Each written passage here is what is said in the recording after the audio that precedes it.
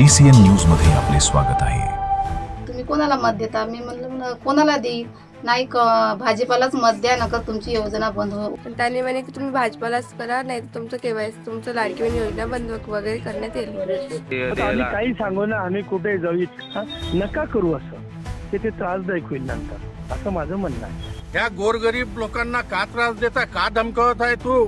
आणि एक लक्षात ठेव, या ठिकाणी शैलेश ठाकूर त्यांच्या पाठीशी खंबीरपणे उभा आहे. त्यांच्या घराची एकाही विटाला धक्का लागला. आपल्या प्रेमामुळे, आपल्या प्रतिसादामुळे आमचा आवाज, आमची खबरदारी आणि सत्यावर उभे राहण्याची आमची ताकद दिवसेंदिवस वाढत आहे. आज जे आपण पाहणार आहात ते फक्त धक्कादायक नाही, तर लोकशाहीच्या मुळावरच गदा आणणारे आहे. घाटंजी नगर परिषदेची सार्वत्रिक निवडणूक 2 डिसेंबर 2025 रोजी पार पडणार आहे. शहरात सर्व राजकीय पक्षांनी प्रचाराची गती वाढवली आहे. गल्ली गल्ली चर्चा, चौकांत आरोप प्रत्यारोप, वातावरण तापलेले हे चित्र सर्वत्र दिसत आहे. पण या तापलेल्या राजकीय वातावरणात आज एक भयावह, चित्तथरारक आणि कायदेशीर दृष्ट्या गंभीर प्रकार शहरात उघड झाला आहे. आणि म्हणूनच TCN न्यूज म्हणून आमचे कर्तव्य आहे की हा सत्याचा चेहरा, ही गंभीर बाब आम्ही तुमच्यापर्यंत स्पष्टपणे पोहोचवावी.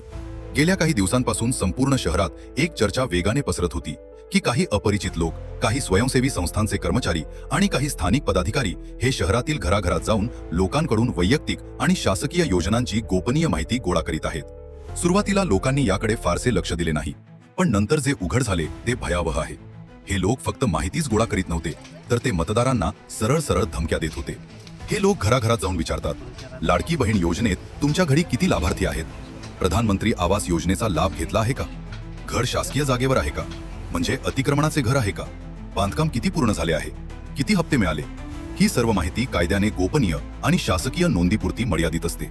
पण ही माहिती गोळा केल्यानंतर हे कर्मचारी सरळ धमकी देतात की जर भाजपाच्या उमेदवाराला तुम्ही मतदान केले नाही तर लाडकी बहीण योजना बंद, प्रधानमंत्री आवास योजनेचा हप्ता बंद, राहिलेले बांधकाम थांबवू आणि तुमचे अतिक्रमण देखील काढून टाकू. हा प्रकार म्हणजे फक्त एका व्यक्तीचा नाही, तर लोकशाहीवरचा हल्ला आहे. ज्याबाबत चर्चा होत आहे ते म्हणजे भारतीय जनता पक्षाचे नगराध्यक्ष पदाचे उमेदवार आणि त्यांचे छोटे बंधू. त्यांचा भाऊ रसिकाश्रय या संस्थेचा पदाधिकारी आहे. ही संस्था घाटंजीसह तालुक्यात आणि जिल्ह्यात शासकीय योजनांची अंमलबजावणी करते. या संस्थेला सरकार विशेष मानधन देऊन कर्मचारी देते, म्हणजे हे कर्मचारी शासकीय निधीवर नेमलेले आहेत. कायद्यानुसार या कर्मचाऱ्यांना निवडणूक कामात, राजकीय प्रचारात सहभागी करणे पूर्णपणे बेकायदेशीर आहे. पण येथे परिस्थिती उलटीच आहे. सरकारच्या पैशावर ठेवलेले कर्मचारी घराघरात जाऊन सरकारच्या नावाखाली सरकारच्या योजनांचा आधार घेऊन एका विशिष्ट राजकीय उमेदवाराचा प्रचार करीत आहेत. बायाला होत्या त्या आम्हाला विचारत होता की तुम्हाला लाडकी बहीण योजना मिळाली का? तर मी हो म्हटलं.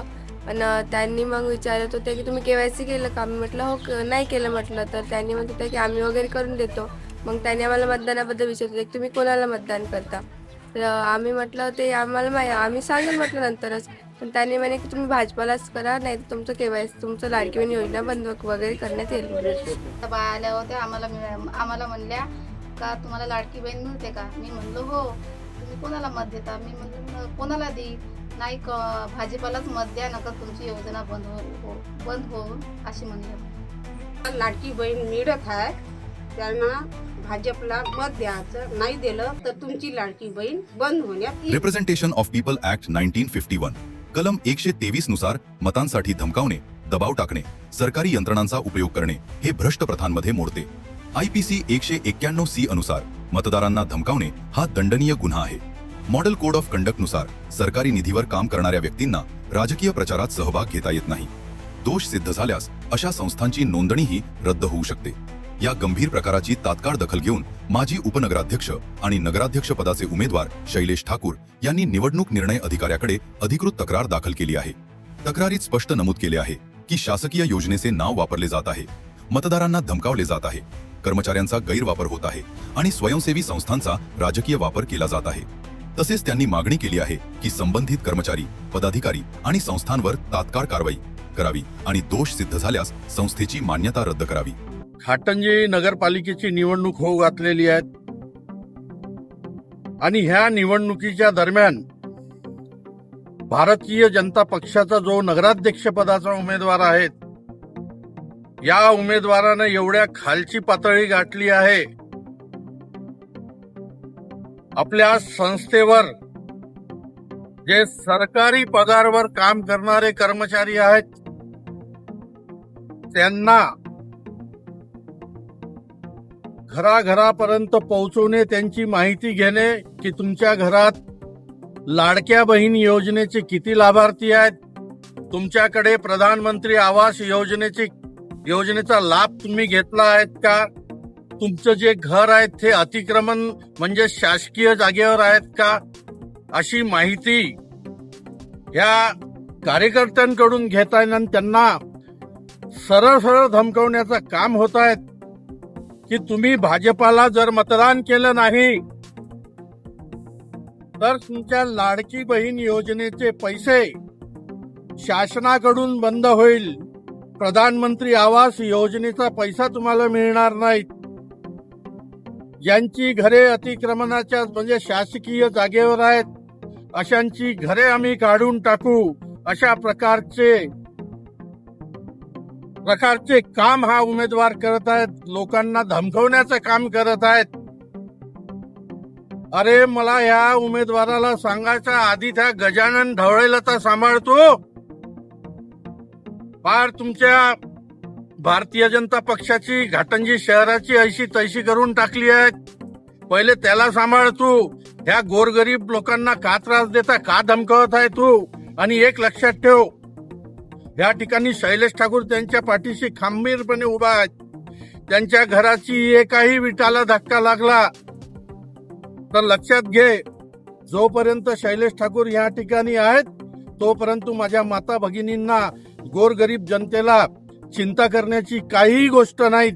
तुमच्या काही तक्रारी असेल या संदर्भात तर आपण मला तात्काळ संपर्क साधावा. या संदर्भात मी या ठिकाणी निवडणूक अधिकारी जे आहेत त्यांना तक्रार केली आहे, निवडणूक आयोगाकडे तक्रार केली आहे की जे लोक हे फिरत आहे अशी माहिती घेऊन खाजगी माहिती घेत आहेत, त्यांना धमकावण्यात आहेत, अशा लोकांना तात्काळ अटक करा, त्यांच्यावर गुन्हे दाखल करा. नगरपालिकेची सत्ता आमच्याकडे 5 वर्ष होती आणि ह्या 5 वर्षात आम्ही गोरगरीब जनतेला नगरपालिकेच्या माध्यमात ज्या शासनाच्या योजना आहेत त्याचा लाभ देण्याचा प्रयत्न केला, नव्हे तर द्वेष भावना कधी ठेवली नाही. ठीक आहे, एखाद्यानं विरोधात काम केलंही असं लागले त्याचा सुद्धा सन्मान करण्याचं काम आम्ही केलं. द्वेष ठेवून, बदल्याची भावना ठेवून कोणाला धमकावणे हे असे प्रकार आम्ही कधी केले नाही, करणार नाही. म्हणून तुमच्या या चॅनलच्या माध्यमातून मला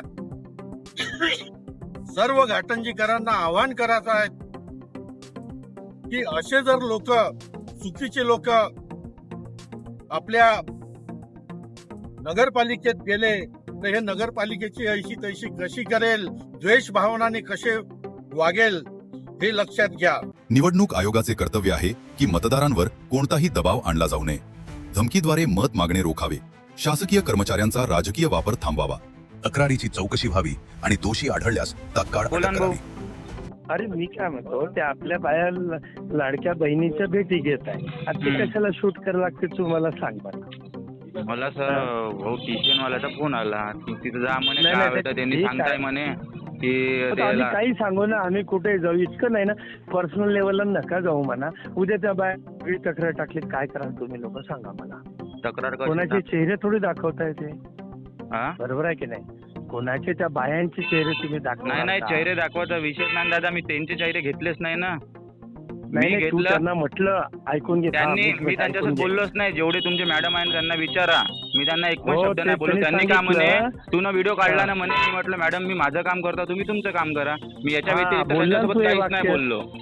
अरे पण कशाला काढून राहिला, इतकं नको करू ना, अति नको करू. माझं ऐक ना, तू माझ्याही संबंधातला पोरगा आहे की नाही? दादा पण मला पेमेंट आहे, मला त्यांनी मला तिकडून पेमेंट आहे दादा, मला त्यांनी म्हटलं तसं पेमेंट राहू दे ना, काही राहू दे, ऐकून घे. पेमेंट राहू दे, ते खूप कारभार नको करत बसू. माझं ऐक तू, माझी विनंती आहे तुला.